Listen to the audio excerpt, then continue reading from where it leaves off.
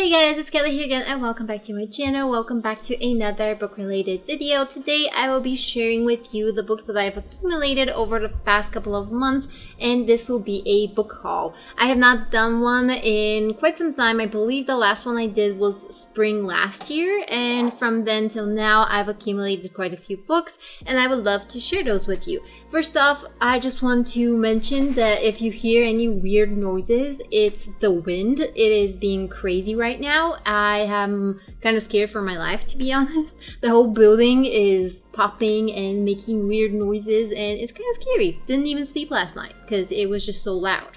So yeah, if you hear anything, just know that it is the wind.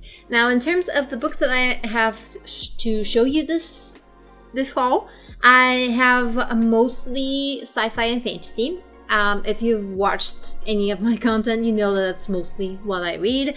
I have a few nonfiction books and a few books related to art, and they're, well, you see. And I also have one comic book. So first off, I'm gonna start with the fantasy and sci-fi, and let's just jump into it. The first book that I have to share with you is To Be Taught If Fortunate by Becky Chambers. I finally got my hands on this little tiny sci-fi book. I have been wanting to read this for a while now, but unfortunately it was not available in my country, so I had to order it, and it came out to be so incredibly expensive for what it is. I really hope that it's going to be worth it. I've heard a lot of good things about it. It is a heartwarming sci-fi about this group of people who are kind of stranded on an alien planet, I think, and well, that's basically all I know. So you probably are aware of Becky Chambers. I think she's very popular on BookTube, so yeah, you've probably heard of it. Won't go into much detail about it, but this is the first book. Next up is Ted Chiang's Story of Your Life and Other Short Stories, I think. I got the Bulgarian edition, and this is again a whole bunch of sci-fi short stories. This has also been very popular on BookTube. I think it's not very new. It's new to us because it was published this year here in my country, but it's actually from literally 20 years ago. Yeah, it was published in 2020. I'm sorry, it was published in 2002, and in 2022 we finally got our hands on it. So yeah, it's been very popular. I've been meaning to get my hands on it for quite some time now. As I said, I love sci-fi. I love also short stories, so I can't wait to tell you my opinion about this. The last book I have is How High We Go in the Dark by Sequoia Nagamatsu, and I have already spoken in detail about this book. This is my favorite book from last year. I've already read it. I listened to it as an audiobook. I really loved it. It was my top favorite, and it made it to my favorites of all time. It is a sci-fi, but it is told through different ages and different people. So it's kind of like short stories, but they're all connected with a thread. And I really love concept like this. My favorite, sorry that I'm going to say it, but my favorite movie, because I haven't read the book, is Cloud Atlas. And I love kind of following different people through different times' lives and how they're each connected by something connects them throughout the ages. So this is basically exactly that. It is considered a pandemic book because it talks about a pandemic that's really wreaking havoc on human society, and it starts from the discovery of the virus, and we go further in time, how it develops. We follow different people through daily lives, from near future, very far away future, space travel, and I don't want to say time travel, but there is a note to that. So it doesn't focus too much on the sicknesses itself. It focuses on the people, the human relationships. There's a chapter that completely destroyed me that was about a talking pig. I don't remember crying as much as I did on that chapter in a while for a book. So yeah, it is really something incredible, at least for me, and I absolutely loved it. So I had to order it, and I had to get the physical version, and this is probably one of the very few books that I plan on rereading at some point, because I don't reread books ever. I've never done that, so I'm really hoping, I really want to reread this and experience it again. So I'll let you know if I get to that. Next up is a book that I have had on my list for quite some time now. It is called Ashlords by Scott Reintgen. I've read Nixia, the Nixia Triad. I've read the first 2 books. I have yet to finish the series with the 3rd one. And ever since he came out with this series, which I believe there's 4 books or 3. The second one is Bloodsworn. You can see it here. But ever since I saw this one, this also sounded interesting. I wasn't the biggest fan of Nixia. I feel like it had a lot of issues. But overall, the story was good and it was an interesting concept. Nixia was about a group of teenagers in space that were traveling to a distant planet. They were competing challenges in order for some of them to be ahead of others for reasons, and they were supposed to go to an alien planet to mine this very special material called Nixia.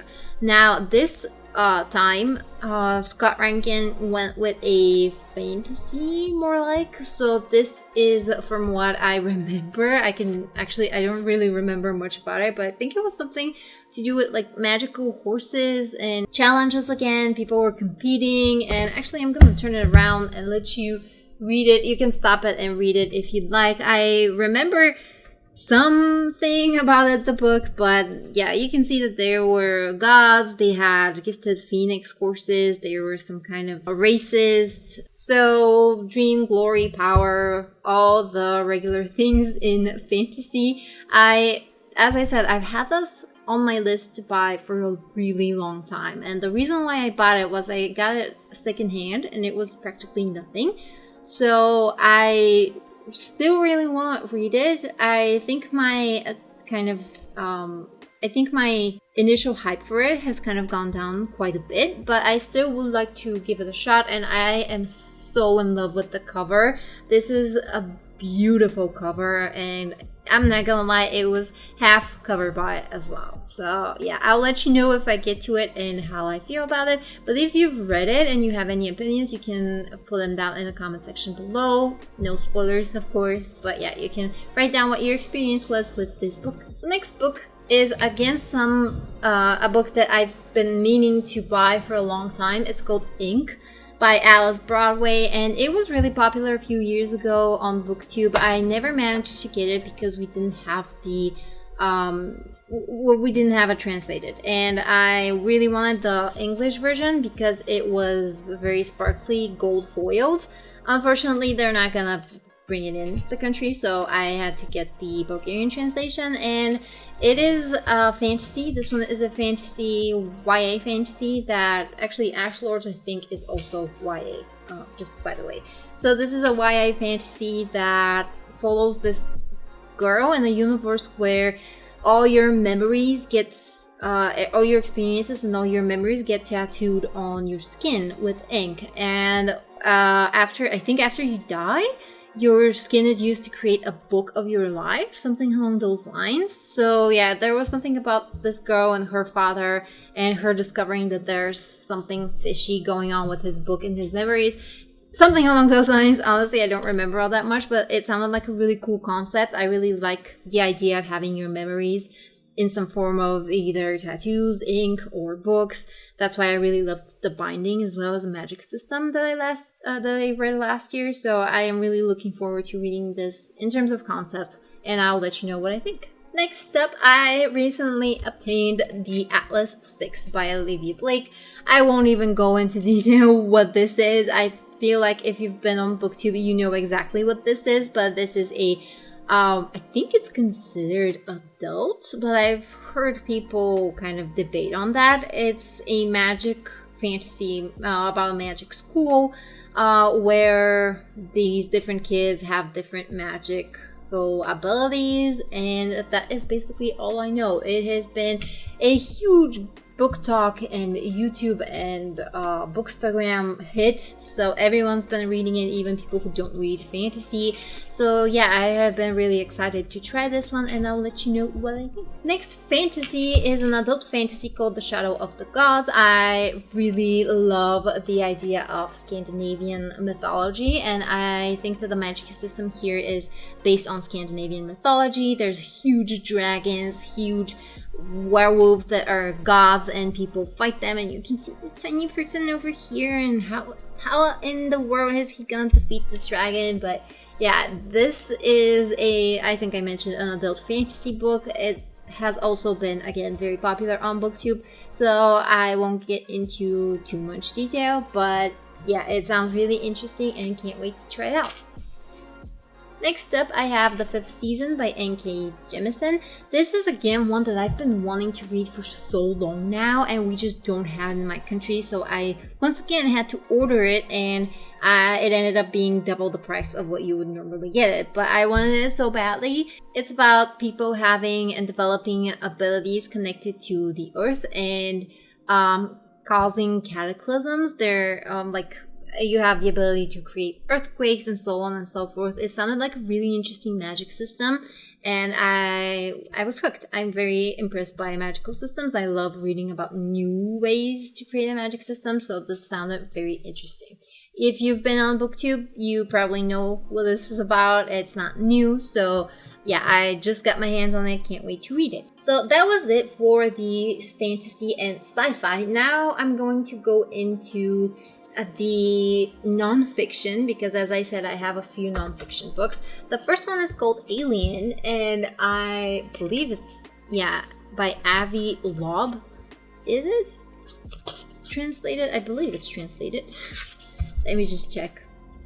All rights reserved. Yeah, Extraterrestrial by Avi Loeb. Now, people are gonna come for me for including this into the non-fiction, but I believe that's what it's classified as.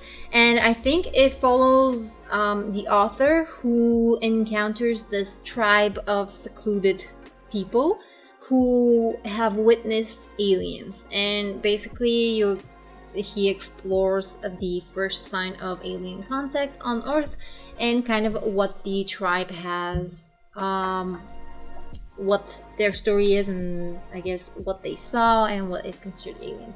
I turned it around so you can read on the back, but I realized that it's in Bulgarian, so you can't read it. But I will link all of the books in the description bar down below so you can check them out. The next non-fiction that I have is called Siddhartha by Hermann Hesse.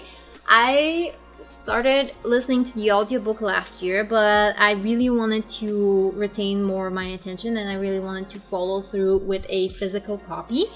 This follows a monk, or more like a person seeking spiritual awakening, and he tries to follow in Buddhism and different Asian practices to find peace and happiness, and this is his journey in doing so. And it also, I think it's was it an Indian? I think it's an Indian myth, I guess, or legend. And yeah, it was really interesting. It had some really nice life lessons, and I really wanted to have it as a physical book and maybe annotated a little bit. It was just really interesting. So if you want to check it out, it's a very, very old book. Again, link in the description bar down below. Next up, I have, again, one that is extremely popular on BookTube, Instagram, Bookstagram, BookTok, and wherever. And it is Atomic Habits by James Clear. And this is a non-fiction about developing, I guess, healthy habits that make you get results easier in a healthy way. So and also, how to eliminate some of the bad habits that we have. I've been hearing nothing but great things about this book, so I'm really interested in reading it and seeing how I think. It has really interesting concepts. I flipped through it recently, and there's even tables, which I also really enjoy in non-fiction books. So yeah, it's probably gonna take me a while to go through this book, but I'm still excited to read it. And the last non-fiction that I have is one that I've already started, and it is Matthew Perry's autobiography, which is called, or like memoir, which is called Friends, Lovers, and the Big Terrible Thing. As you can see, I've already started it. I'm not too far into it. I have grown up, like many of you probably have grown up reading, watching Friends, and Chandler was always my favorite character. And I really wanted to learn more about Matthew Perry's life because I realized and I know that he struggled a lot, especially during filming and a long time after that, with addiction, drugs, alcoholism. So I really wanted to read it from his perspective because as well, all of us, most of us at least, know what is in the media and in the tabloids is not always the truth. So I really wanted to read this from his perspective. I also really love that there's pictures, his family pictures, and just pictures from set as well, and from friends. And I absolutely adore that. Can't wait to read it. I gotta say, I'm not the biggest fan of the translation, but there's nothing I can do about it. I still think that, you know, if you're Bulgarian, you should probably get it. If you can read English, you should probably get it in the original language. I probably would have preferred that, but because I can't get my hands on the original, I had to settle for the translation. But as we said, very excited, really excited to have it, so I'll let you know what I think when I finish it. Now on to the comic books and art books. For the comic books, I only have one, which is Nightwing, and I actually don't remember if I hauled this book before. I'm pretty sure I didn't, but I got it quite some time ago, and it is following, I think it's the first Robin, or like the second Robin, one of the most famous Robins, who grows up and becomes Nightwing. So yeah, this is a DC comic. I really wanted to learn more about Nightwing's history, so that's why I got it, to learn something a bit more about the character. I also love the art style, so yeah, we'll let you know when I get to it. Next up, I have The Life and Works of Claude Monet. Now, I don't think you can actually see the whole book, so I'm gonna scoot you a little bit further up so you can see it. Alright, I think this is kind of better. So this is the publisher. I'm sorry, where was the publisher? Printed in China? No, that's not what I wanted to see. I have another book by the same publisher that is for Van Gogh, and it's The Life and Works of Vincent van Gogh. And Annes Publishing, I think. Annes Publishing Ltd. So yeah, I really loved the Van Gogh one. It doesn't spend too much time on the life of the artist, and it doesn't go into much detail in terms of meaning in the paintings, or, you know, subjective things concerning the art. It tells you snippets of how the artist went through life, and it shows you a very, very large range of his art and his paintings, which I actually really like. I prefer having these big pictures and having more pictures from the artist in my art books, because it gives me an idea of his overall art style, what he liked to paint. And I also really wanted to explore some of the color schemes in Monet in particular, because he's very, very famous for his abstract,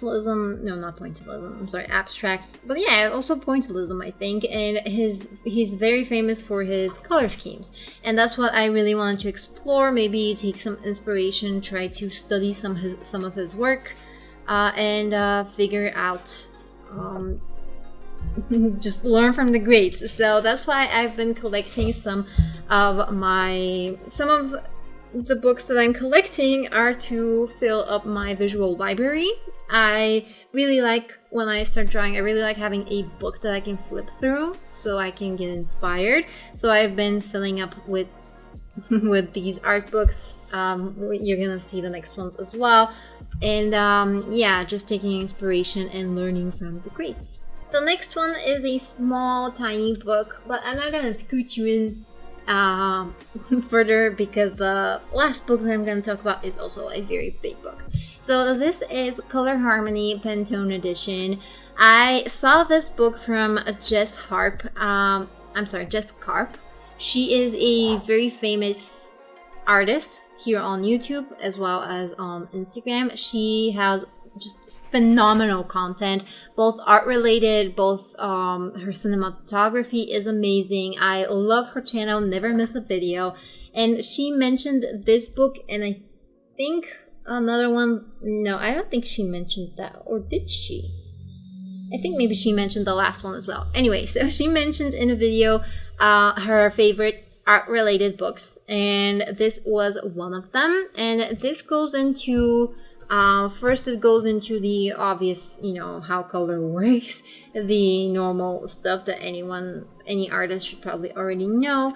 And then it also has at the end some just about the psychology of color and kind of how different colors work in different environments and what kind of feelings it makes you have, what it can inspire, and things like that. And in the middle, there's a whole range of Pantone color schemes and color palettes, depending on the type of feel you want. Powerful color palettes, you want gentle, or let's see, what is this one?